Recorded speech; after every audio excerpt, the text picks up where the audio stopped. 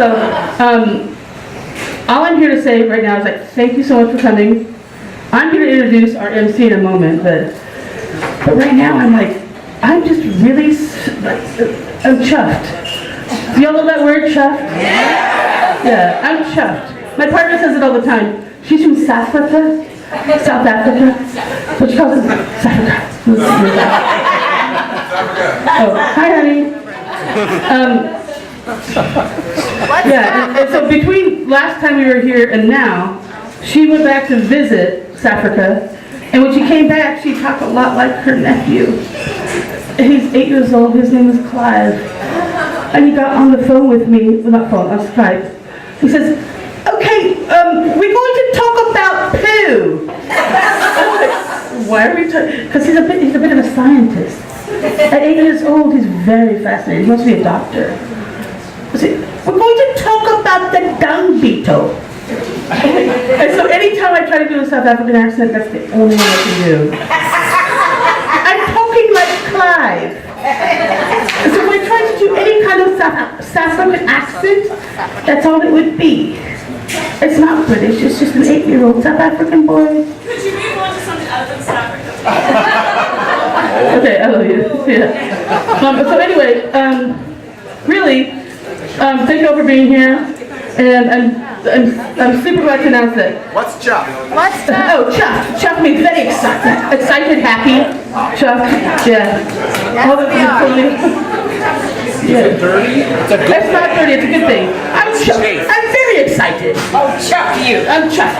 No, not chuffed. No, chuffed you would be like, I don't know what it would be to chuff someone. You can burn the word, like, yeah, anyway. I have to stop now. So anyway, welcome. Holy guacamole. Okay, welcome to all being here. And I would like to introduce our MC for the evening, Christy George. She was in Tom's basement in Dangerous Riders the first day I was ever there.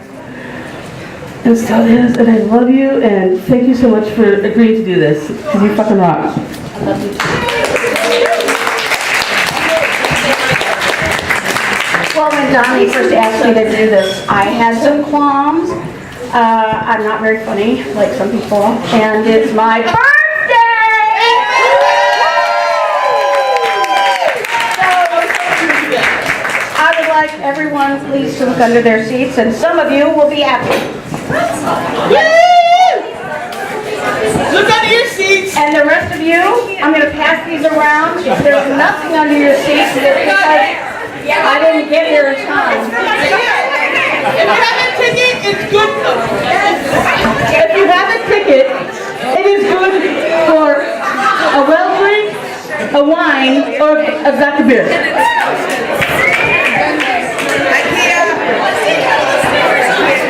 IKEA? Wow, people got IKEA. Surprise. And you own IKEA.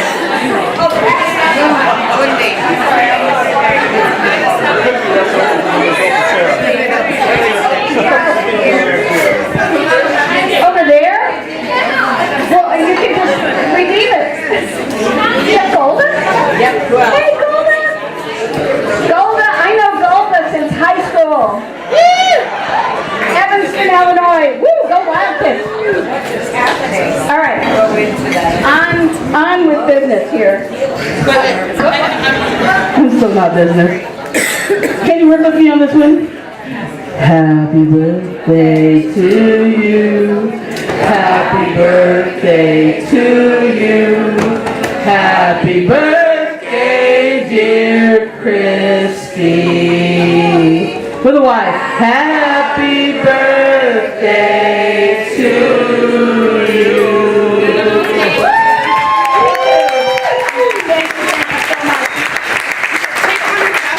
And this is why I said yes. Where would I rather be? Actually, there's one place I'd rather be. I'll be there later. So, okay. So, well, should we start? Yes. All right.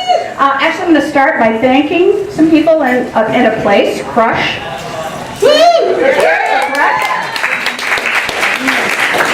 And just so I don't forget everybody, I've written it down. We've got volunteers all over the place who make this possible. Adam Strong on video right here. Adam! We've got Bradley Rosen over here. And in the second half, he'll be replaced by Kevin Meyer. Kevin. Teresa Almanza is on the door. And one of these people are regulars, I should add. Kirsten Larson is our office wrangler. Where are you? Excellent.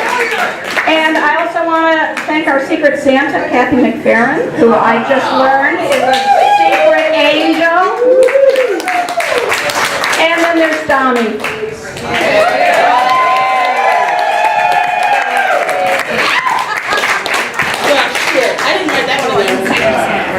Domi is the founder of the Burnt Tongue Quarterly Reading Series and has been published in Pank Magazine, Unshod Quills, Nailed Magazine, Gobshite Quarterly, and most recently in the Forest Avenue Press anthology, The Night and the Rain and the River.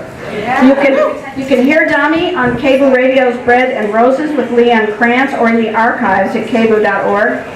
Domi is also, and I am quoting here, a name-dropping attention whore who can be seen on the third season of Portlandia in the Petticat scene with Greg Arneson, which I saw. It was great. And I've asked all the readers tonight to tell me their favorite sentence and give me a bio, and not everybody did either one, but Domi's is, in the water, up on the Snake River, everything is still pure. Water from the Rockies to the Columbia and out to the Pacific, pure. Nice. Thank you, Kirsten. And with that sentence, I was actually going to... Does anyone have letter A? Anybody have letter A? If you want your food, letter A, you should yell right now. Because otherwise Z is going to eat the hell out of that. Sweet potato fries. Sweet potato fries. Number A. That sounds kind of fishy.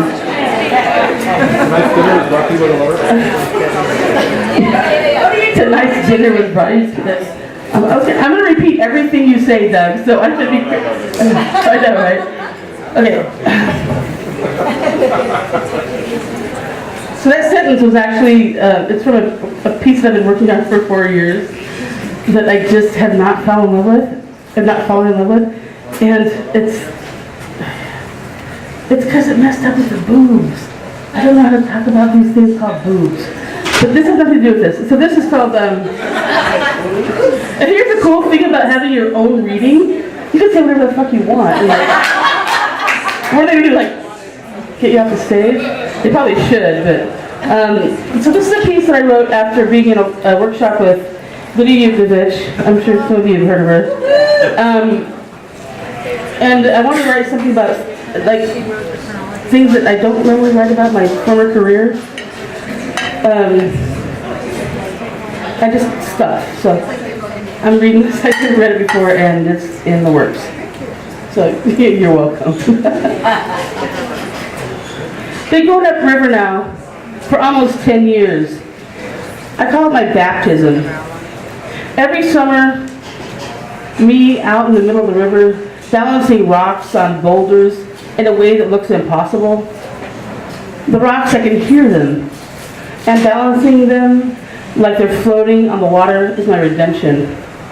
Clean through and through. The river's all runoff. Take your breath for a minute if you jump it right in. No one usually comes down to the abandoned boat ramp past the end of the paved road anymore. I tried to get here before 10, before the park fills up. We were here by 11 today.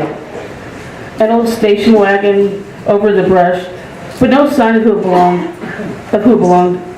in it, which is just as well. This is the only place I can get all the way down to the water since the arthritis locked up my knees for real. But it isn't all that graceful. Embarrassing even. But this is the only place I can get to swim and stack rocks And stacking rocks is the closest thing I can find to God. I rarely share my sanctuary, but today is the first day I meet the kid, Elle. So I make an exception. I back down the ramp just enough to unload my mobility scooter onto the pavement. Elle hops out of the car and runs around to my side of the car to help me out while her mom sets up a picnic spot between two small boulders. Once I'm out of the car and onto my scooter, I do a few arm stretches to loosen up before I go into the water. Elle stops laying out blankets with her mom and watches me. I never know how kids are going to respond to my super fat body, so I take the lead before she has a chance to say anything. You have to be relaxed in order to stack rocks, I say, in a very important air. Now relax your shoulders, I say, and breathe all the way into your belly.